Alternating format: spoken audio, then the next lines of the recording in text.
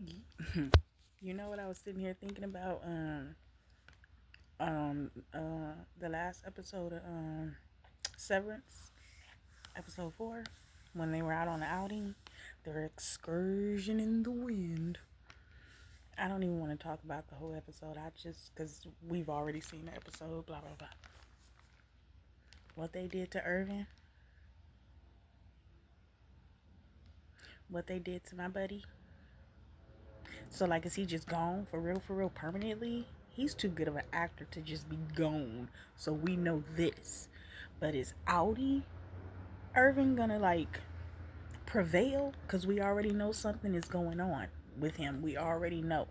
Especially with him trying to stay up and drink coffee and burn images, you know, so that somehow it gets to any Irvin, which somehow was in some way.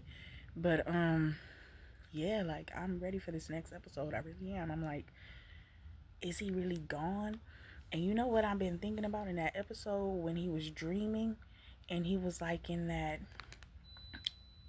version of hell, I guess you could say. I'm wondering if that's like the Audi's version of, I mean, the Innie's version of hell that they've come up with. You know what I'm saying? Like when they turn that switch off permanently, like if you've been a good worker, they send you to whatever their version of heaven is. And if you've been a bad worker, they send you to some place like that.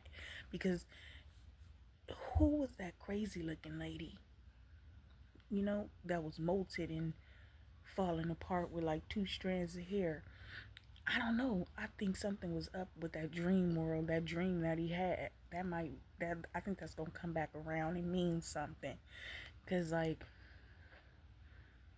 they've never well one, when they get there they're up, and so they wouldn't be sleep and experiencing sleep and dreams and stuff like that. So that was kind of like the first time they got the opportunity to be out in the world, as they say, and as well as dream and just everything. Sleep, eat, like food besides vending machine snacks and stuff like that. But I'm really curious as to what that dream really meant. And then just any Irvin, just like thinking about him not being there. Like he was like one of my favorite people. And I'm just like, I don't know. Like with what he did, there's no way that they can bring him back. Like it's just no way. Unless they like wipe his mind or something like that. I don't think there's a way that they can bring him back because he was with it. He was with it. He was like, bring Heliar back. This is not her. Man, just that scene when they were looking at each other and he was like, who would be powerful enough to send their Audi person on the severed floor to pretend to be severed?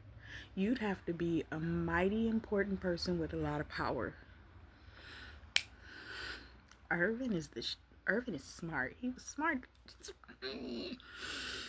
With age comes wisdom. So true. I was just like, man, he was right on the money with it. He was like, because they're not just gonna send anybody down here and then you're pretending to be severed. Come on now. That was just amazing. And the fact that he was willing to fake drown her but really drown her, like bring her back, bring her back. And did you guys see the way Dylan and Mark turned to Milchek and was like, ooh, excuse me, I belched a little bit. And I'm like, bro, the moment that realization hit them, like, and then he pulled out the I think it was like a walkie-talkie, and was like, turn her on basically, like when she was in that water and she came back to her normal self, and it was just like, wow, we as the viewers like suspected all along that it was not Helly R. It was just too many instances where she just did not rub me in the same way, and a lot of it began to slip on that little outing. And I'm just like, wow, like shit, it's about to go down. Because like, how do they move forward with that? Just the whole fact of Mark and Helena sleeping together, and him being under the notion that that was Heliar and it wasn't. Like, that's such a like betrayal, and just such like that's like, come on, man. Like, you took away consent from both of them. That's messed up. And then on top of that, like,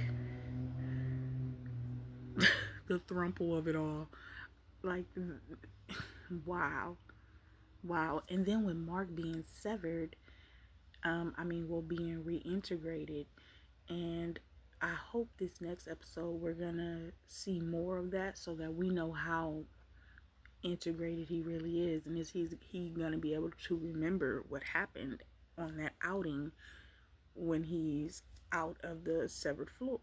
Because I'm like, if he does, that just opens up so many possibilities. Because, like, is he gonna reach out to her or be following her? Is he gonna reach out to Irvin, like, or start reaching out to, all of them individually in different ways? Like, like, it's about to get crazy. Because, like, what? And then on top of that, they don't know that he's going through the reintegration situation. I'm just like, man, this shit is about to go down. I'm whispering because my little brat finally went his little butt to sleep after 50,000 million years. So I'm talking kind of low.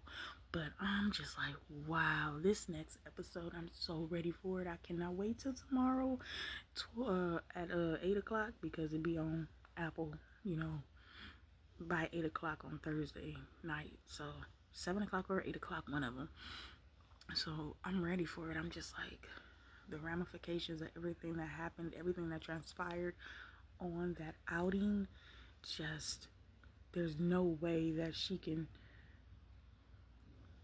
like play that down, or like what do you do after finding that out? Like, what do you do after finding that out? Like, are they gonna erase their memories from knowing that? Because it's like, how do you continue on with that? Like, and they have to work in fours, so there's gonna be somebody else to come down there. And then on top of with Heliar, Helena, both of them, like, how does that work? Like, do you just send Heliar back and let her know everything that's happened? And it's just like, how does that work? Like, because I'm saying, is Helena gonna still send herself back down to the severed floor, knowing that they know what she did and who she is? Like, how does that even work? Man, this next episode is about to be litty, litty, litty, and I'm super ready for it.